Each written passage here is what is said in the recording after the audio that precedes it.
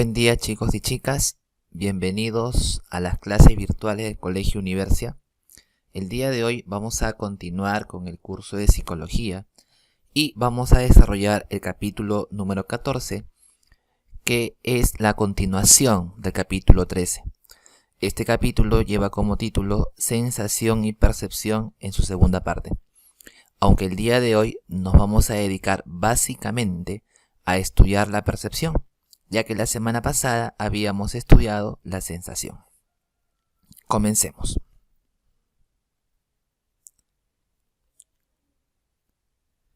Como les decía, la semana pasada habíamos hablado acerca de la sensación. Habíamos indicado que la sensación es un proceso fisiológico que permite la captación de estímulos a través de los diferentes órganos sensoriales. Captábamos formas, colores, tamaños, texturas, movimientos, etc. Toda esa información llegaba al centro nervioso. Ahora, esta información que llega al centro nervioso atraviesa un proceso de integración y de interpretación. Es allí donde surge el siguiente proceso llamado percepción. La percepción, a diferencia de la sensación, es un proceso psicológico de tipo cognitivo. Permite integrar e interpretar una información sensorial, dándole un significado y elaborando una imagen o percepto. Ahí debe decir percepto en lugar de precepto. Percepto, ¿correcto? Entonces, en el mundo exterior, por ejemplo, existe esta manzana. Esta manzana tiene propiedades, tiene cualidades. Esta manzana tiene una forma, un color, un tamaño, un olor, un sabor, una textura, un peso. Entonces, esta persona, haciendo uso de sus sentidos, captará toda esta información. A través del sentido visual, captará la forma, color, tamaño. A través del sentido olfativo, captará el olor. A través del sentido gustativo, captará el sabor. Y así, haciendo uso de sus diversos sentidos, va a captar todas las características de este estímulo. Una vez que la información captada ha llegado al centro nervioso, es donde se va a integrar la información sensorial. Se va a interpretar aquella información y entonces se le va a dar un significado y se va a elaborar la imagen o percepto, como ya les había dicho, ¿no? Entonces, esta manzana que está en el mundo exterior, ahora se encuentra dentro del centro nervioso. La misma imagen, la misma forma, la misma estructura. Entonces, este proceso que nos ha permitido interpretar la información sensorial, este proceso que nos ha permitido el ingreso de información al centro nervioso, se llama percepción. Claro está que no podemos hablar de percepción si primero no hablamos acerca de la sensación. Para que haya percepción, es primero importante que los sentidos capten la información del medio ambiente. De lo contrario, si los sentidos no captan la información del medio ambiente, entonces el centro nervioso pues no podrá formar ningún tipo de imagen, no podrá interpretar ningún tipo de información. Hay una enfermedad que es consecuencia de una lesión en el sistema nervioso y que se llama agnosia. ¿Qué ocurre en la agnosia? Ocurre que las personas utilizan sus sentidos para captar los estímulos del medio ambiente. Es más, estos estímulos captados con los sentidos llegan al centro nervioso, pero ocurre que el cerebro no los puede procesar. El cerebro no lo puede integrar, no lo puede interpretar. El cerebro no puede formar una imagen o significado. A esto se llama agnosia, la incapacidad para reconocer un objeto a pesar de tener las sensaciones propias de ese objeto. Normalmente son lesiones en el lóbulo parietal los que provocan este tipo de alteración. Agnosia se llama. Algunos dicen que la sensación es justamente la base biológica de la percepción.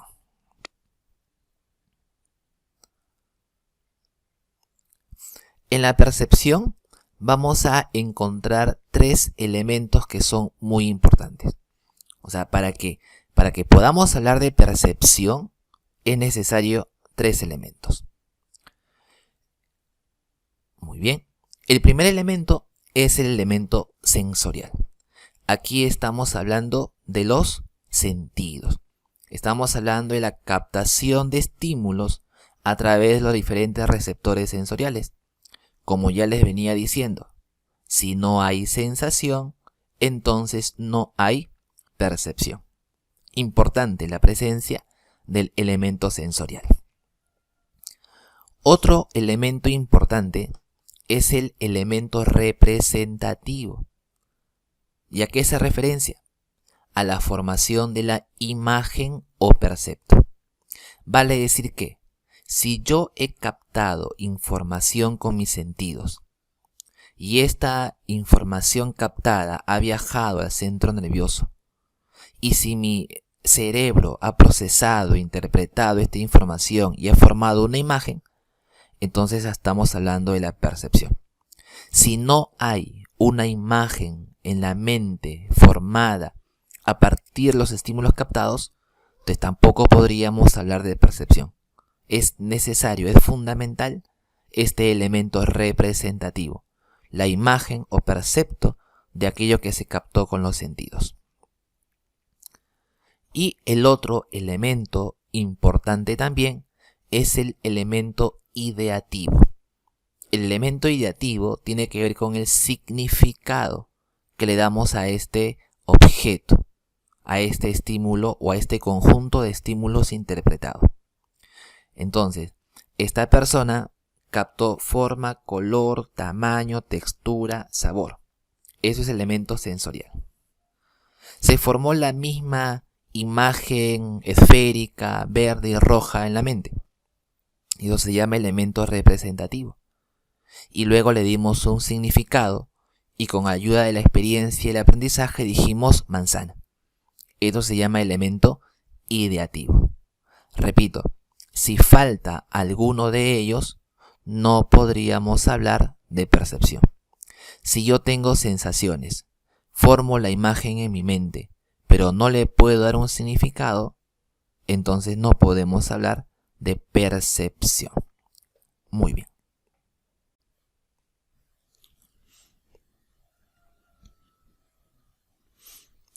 Así como encontramos elementos en la percepción, también encontramos funciones de la percepción. Tres funciones. La primera es la integración. Se refiere justamente a reunir las cualidades aisladas de un estímulo. Pueden ser de tipo multimodal o pueden ser de tipo unimodal también, ¿no? Entonces, por ejemplo, captamos de manera aislada las características de un estímulo. A través del sentido visual, por ejemplo, captamos una forma esférica, captamos un color amarillo o captamos un color ácido. Entonces, la integración significa que estas cualidades aisladas van a ser integradas en un solo elemento.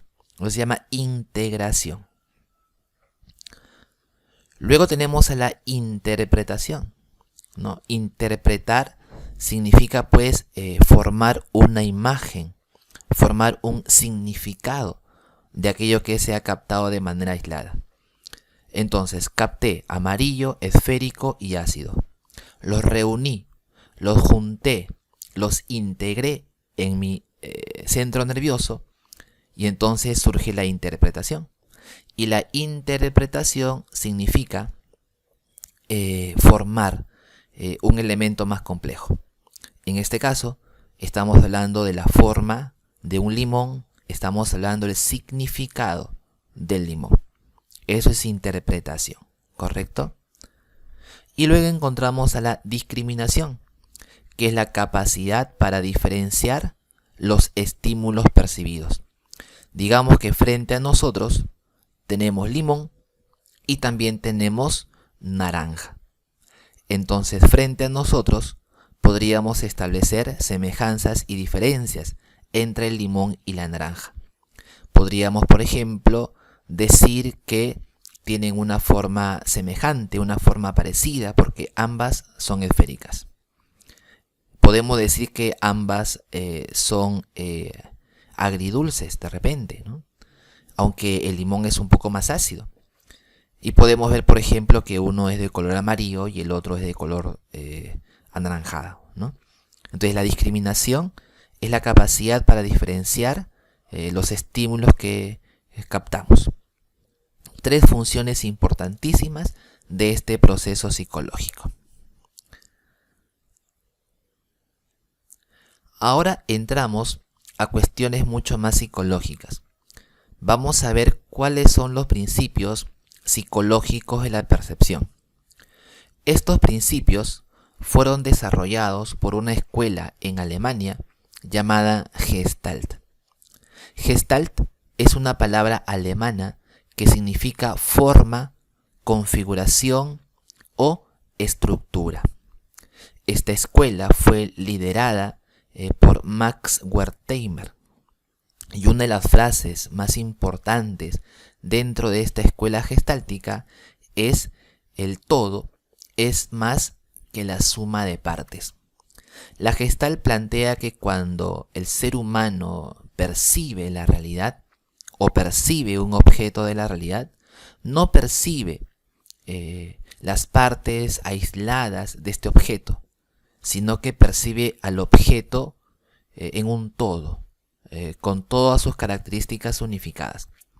Entonces ustedes pueden leer aquí que dice Gestalt, ¿no? O sea, captamos el todo, captamos la unidad, pero este todo, esta unidad, está compuesta por subunidades, por decirlo así, ¿no? Entonces, en el caso de la E, hay muchos cuadraditos que se pueden diferenciar porque hay cuadraditos plomos y cuadraditos negros, de tal forma que puedo observar una E, ¿no? Entonces, la Gestalt plantea diferentes principios para que nosotros podamos entender cómo es que el hombre interpreta la realidad. Estos 3 principios vienen a ser el agrupamiento, la figura y fondo y la constancia perceptual. Todos estos principios los vamos a conocer y vamos a entender por qué es que nosotros interpretamos la realidad de una manera bastante particular. Comencemos entonces hablando de este primer principio psicológico de la Gestalt llamado el agrupamiento. Como su nombre lo dice, va a agrupar, va a reunir, va a juntar estímulos que se captan del medio ambiente. Un primer principio se llama la semejanza. La semejanza es la tendencia a agrupar objetos de acuerdo a sus características, parecidas, similares. Por eso se llama semejanza. Si alguno percibe esto que está de azul, amarillo y rojo, no percibe solamente un grupo de figuras geométricas. Lo más probable es que lo que se perciba sean 3 grupos de objetos: los círculos que están de azul, los cuadrados que están de amarillo y los triángulos que están de color rojo. O sea, nuestro cerebro interpreta lo que capta en función de sus cualidades parecidas. Entonces percibe como un todo aquellos elementos que tienen características similares. A este principio se le llama justamente la semejanza y es parte del agrupamiento. Si estuviésemos en clase, por ejemplo, claramente podríamos distinguir a los varones de las mujeres, porque los varones tienen el cabello recortado y las mujeres tienen el cabello largo o se han hecho un moño justamente por tener el cabello largo. Entonces rápidamente podemos interpretar la existencia de dos grupos de personas: varones con cabello corto, mujeres con cabello largo. Ahí está la semejanza. Luego tenemos a otro principio que viene a ser el cierre o completamiento. Este principio nos indica que el cerebro trata de completar lo incompleto, de darle inclusive a una buena forma aquello que se capta de manera desordenada. Entonces aquí, por ejemplo, nosotros podemos observar que en estas especies de Pac-Man negro, lo que se está formando es un triángulo invertido, o un triángulo en realidad, ¿no? Entonces cierre o completamiento, porque el cerebro completa lo que está incompleto. Aquí en el siguiente ejemplo podemos observar cómo estas manchas negras nos permiten interpretar la presencia de un perro. Entonces estamos hablando del principio de cierre o completamiento, ¿ya? Cuando percibimos, interpretamos la realidad y completamos aquello que se encuentra de manera incompleta. Luego tenemos aquí otro principio de agrupamiento que viene a ser la proximidad. La proximidad es la tendencia a agrupar elementos de acuerdo a su cercanía espacial. Entonces nosotros aquí no observamos tan solo un grupo de cuadraditos de color negro. En realidad estamos observando 6 grupos de cuadraditos de color negro. ¿Por qué? Porque hay una cercanía entre algunos de ellos y una separación también. Eso es proximidad. Esta frase que dice,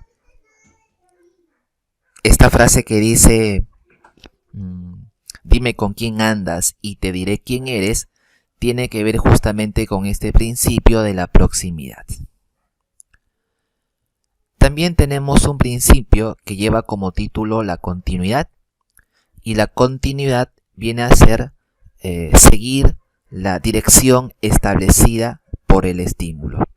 Entonces ahí en esta imagen pues estamos entendiendo que la dirección del estímulo nos lleva a interpretar que estos son pasos dados por una persona.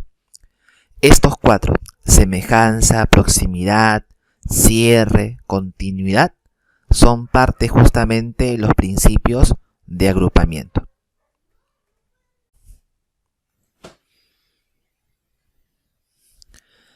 Veamos ahora a la figura y fondo. La figura y fondo es otro principio planteado por la Gestalt. La figura es aquella que se capta de manera clara, de manera precisa, mientras que el fondo se capta de manera vaga, de manera imprecisa. Sin embargo, tienen la característica de ser permutables. Vale decir que lo que es figura puede pasar a ser fondo y lo que es fondo puede pasar a ser figura. Vemos, por ejemplo, en esta primera imagen, una copa o 2 perfiles de personas. Si tú te concentras en percibir la copa que está de color blanco, esa vendría a ser la figura y los perfiles el fondo. Pero si tú te concentras en percibir los perfiles de personas que están de color negro, aquello sería la figura y la copa de color blanco sería el fondo. Por más que tú quieras captar estos 2 elementos a la vez, pues no será posible. O captas en primer lugar la copa o captas en primer lugar los perfiles, pero no puedes captar ambos elementos a la vez. A este principio se le conoce, repito, como la figura y fondo. Vamos a tener aquí otra imagen en la que podemos observar la figura y fondo. La pregunta es: ¿un saxofonista o el rostro de una mujer? Entonces, otra vez, si nos concentramos en lo que está de color negro, veríamos claramente a un saxofonista. Pero si vemos el contraste en blanco, lo que observamos en primer lugar sería el rostro de una mujer, ¿no? Entonces, si el saxofonista es captado en primer lugar, sería la figura y el rostro el fondo. Y si el rostro es captado en primer lugar, sería la figura y el fondo sería el saxofonista. Por más que quieras, no vas a poder captar ambos elementos con total claridad en el mismo momento del tiempo. Y aquí tenemos otro más: mujer joven o mujer vieja. También, si nos concentramos en la mujer joven, esta sería la figura y la mujer vieja sería el fondo.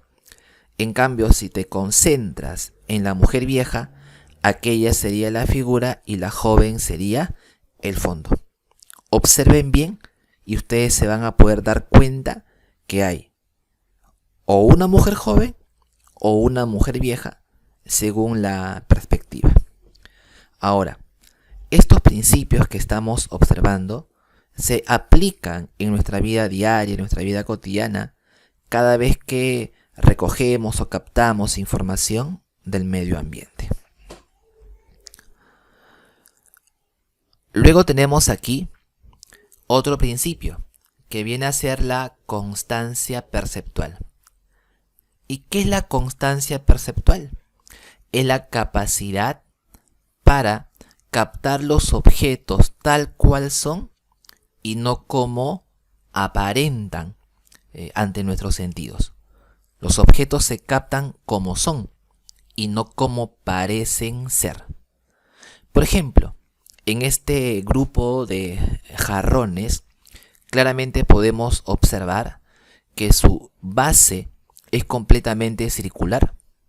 Aunque su base se vea como un óvalo, todos estaremos claros en que la base es total y completamente circular. Lo mismo ocurre en las tazas que están allí. Ustedes pueden observar que el borde de las tazas son completamente circulares, ¿no? O pueden interpretar que los bordes son totalmente circulares, aunque pareciera en un primer momento que son ovalados. Entonces, esto es la constancia perceptual, la capacidad para percibir los objetos como son y no como parece que son. Aquí tenemos otro ejemplo. Aquí tenemos una puerta, ¿verdad? Cuando la puerta está total y completamente cerrada, observamos un rectángulo. Pero cuando la puerta está abierta, parece un trapecio. Ahora, nadie va a decir que la puerta se ha convertido, que la puerta ha pasado de ser un rectángulo a ser un trapecio. Todos estamos claros de que en las 4 imágenes de puertas, todas son total y completamente rectangular. Que se capta, como un trapecio, no significa que deje de ser lo que ya era, rectangular. Entonces, esto es la constancia perceptual, la capacidad para percibir objetos como son y no como parece que son. Entonces, no olvides 3 grandes principios de la percepción: agrupamiento, figura y fondo, y constancia perceptual. Luego tenemos también por aquí lo que se conoce como la percepción del movimiento. Vamos a observar que existen 2 tipos de movimiento. Tenemos el movimiento real y tenemos el movimiento aparente. El movimiento real es aquel movimiento que puede ser comprobado desde la física. Esto ocurre cuando un objeto se desplaza desde una posición hasta otra posición. Es un movimiento real, comprobable, verificable, ¿no? A través de experimentos. En cambio, existe un tipo de movimiento que se llama aparente. Tú vas a captar un movimiento, pero en verdad ese movimiento no existe. Entonces vamos a ver cuáles son esos tres tipos de movimiento aparente. Encontramos en primer lugar al fenómeno phi. Ustedes van a poder observar aquí, en esta imagen, cómo es que hay una especie de movimiento de las luces, ¿no? De las manchas que están de color rosado. Si tú te concentras en esa cruz y lo miras y lo miras y lo miras, llega un momento en que observas una mancha de color verde que está dando vueltas. Trata de concentrarte en el punto, en la cruz, y vas a ver cómo las manchas rosadas desaparecen y de pronto empieza el movimiento de una luz o una mancha de color verde. Hagan el intento.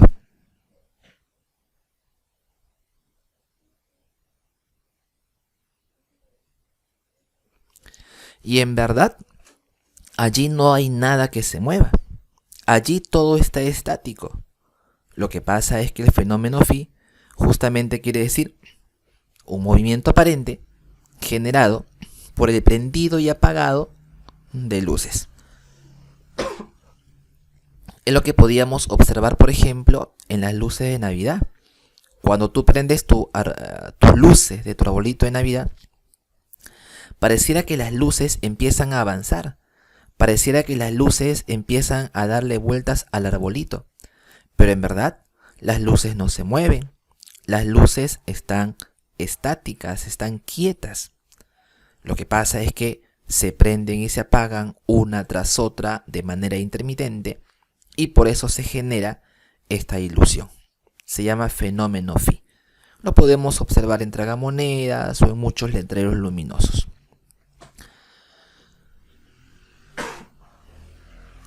Otro tipo de movimiento aparente viene a ser el movimiento estroboscópico. Este movimiento estroboscópico es causado por la sucesión continua de imágenes estáticas. Imágenes que se encuentran en otra posición, pero que al ser pasadas rápidamente generan un movimiento que en realidad no lo es. Entonces ahí podemos observar, por ejemplo, cómo una persona ha dibujado a estos personajes en diferentes posiciones y las hojas, al ser pasadas rápidamente, nos dan la percepción de un movimiento que en realidad no lo es. Este también es un movimiento aparente, el movimiento estroboscópico. El cine, por ejemplo, utiliza este movimiento estroboscópico al momento de la proyección de las películas. Los movimientos que vemos en el ecran, en el cine, en verdad son consecuencias de muchísimas imágenes estáticas que son pasadas una tras otra. Y luego tenemos también la ilusión autocinética. ¿En qué consiste? Consiste en que si captamos una luz en un espacio completamente oscuro, luego de unos segundos, esta luz aparentemente empezará a moverse. Y digo aparentemente porque tú vas a observar que la luz se mueve, que la luz vibra. Pero en verdad, la luz estará total y completamente estática. Lo que pasa es que nuestras células oculares están en constante movimiento. Siempre se están moviendo. Solo que en este momento el tiempo, en el día, por ejemplo, hay tantos estímulos que no podemos notar ese movimiento. Pero cuando aislamos los estímulos y nos quedamos con tan solo uno de ellos, como la luz, vamos a poder observar aquel movimiento que en realidad no lo es. Entonces, tres tipos de movimiento aparente. El fenómeno phi, que fue estudiado por Max Wertheimer, el movimiento estroboscópico y la ilusión autocinética.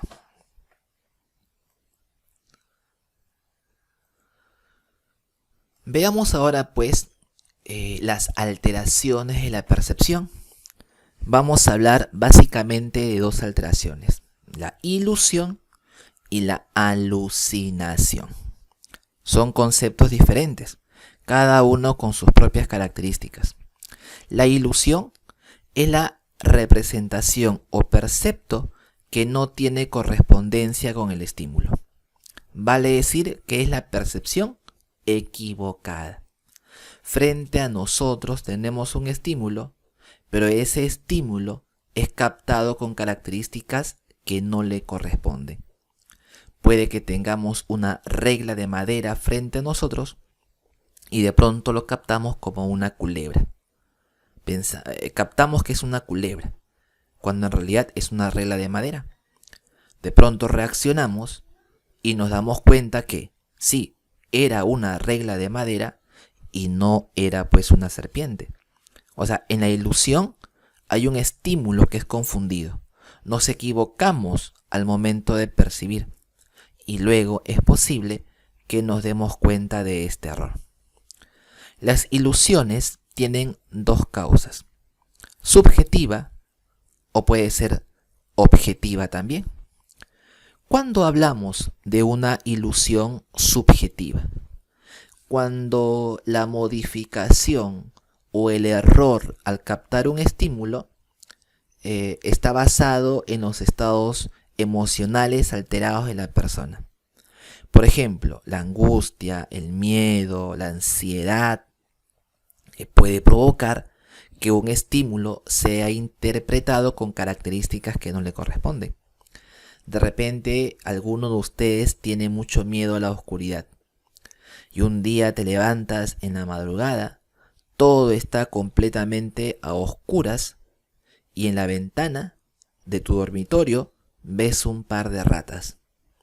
Gritas, te desesperas, enciendes la luz y en verdad eran un par de zapatos negros que estaban en la ventana. O sea, esos zapatos negros fueron confundidos con ratas. La causa, el miedo a la oscuridad. Eso se llama ilusión subjetiva. A veces pasa en las relaciones de pareja, en las relaciones de enamorados, que hay un sentimiento hacia esa otra persona y este sentimiento profundo no permite captar a la otra persona como realmente es y de repente se le capta con cualidades que no le corresponden. Eso se llama ilusión subjetiva. También tenemos a la ilusión objetiva. En este caso, el error o la equivocación al momento de percibir se da de acuerdo a las características del objeto. O sea, el objeto se presenta ante nosotros de una manera que no es. Entonces tenemos ahí, por ejemplo, en la primera imagen, ¿no? Tenemos dos dibujos, dos gráficos. Pero observemos las líneas que están horizontales. Si nos concentramos en las líneas horizontales, pareciera que la línea horizontal más grande es la que está en la parte de arriba y la línea horizontal más pequeña es la que está en la parte de abajo. Y digo, pareciera, porque en verdad ambos tienen el mismo tamaño. Entonces estamos hablando aquí de la ilusión objetiva. El objeto trata de engañarnos. Así como en esta otra imagen también. ¿Serán acaso las líneas horizontales rectas y paralelas una con otra?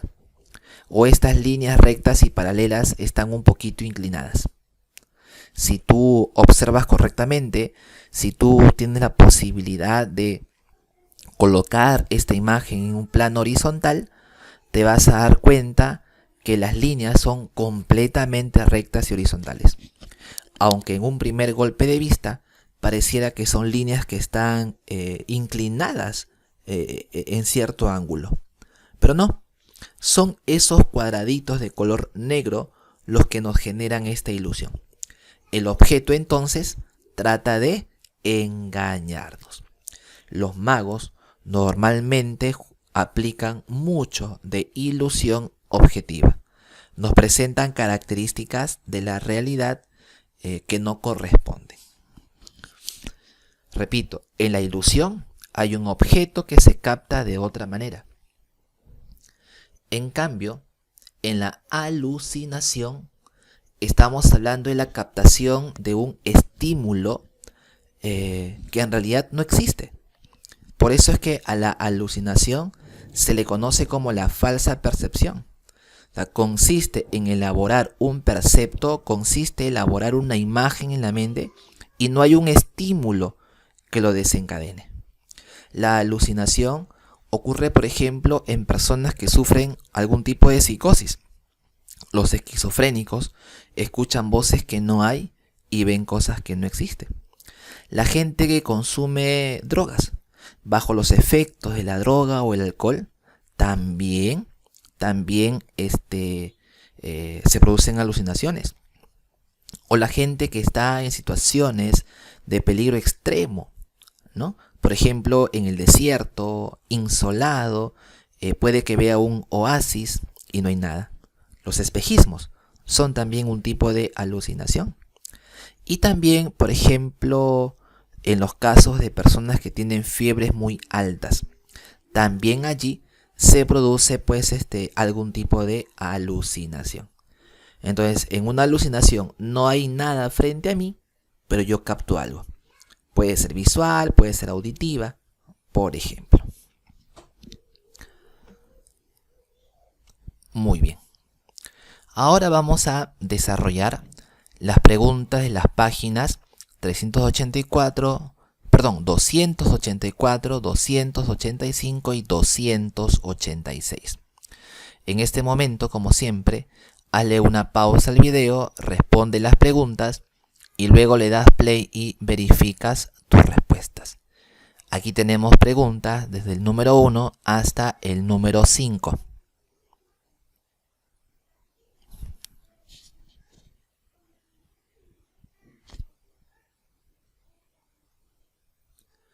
Aquí continúan las preguntas. Tenemos preguntas desde el número 6 hasta el número 10.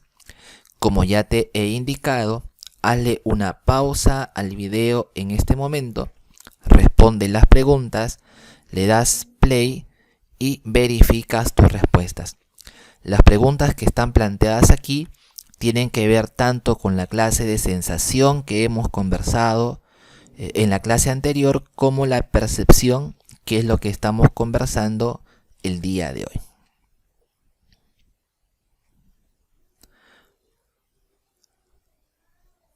Muy bien, chicos y chicas, aquí tenemos entonces las respuestas a las preguntas que se han planteado.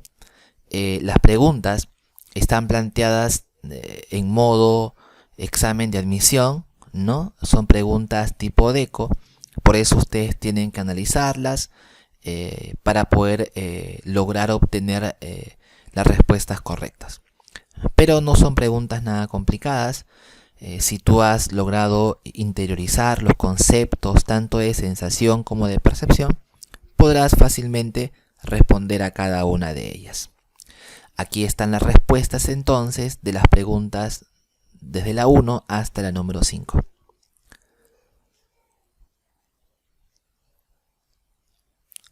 Aquí tenemos las siguientes respuestas. Aquí tenemos a la 6, la número 7, la número 8, la número 9 y la número 10. Muy bien, chicos y chicas, hemos llegado al final de la clase del día de hoy. Ya nos veremos en una siguiente oportunidad. Sigan estudiando, sigan practicando y cuídense muchísimo. Que todo les vaya muy bien. Saludos.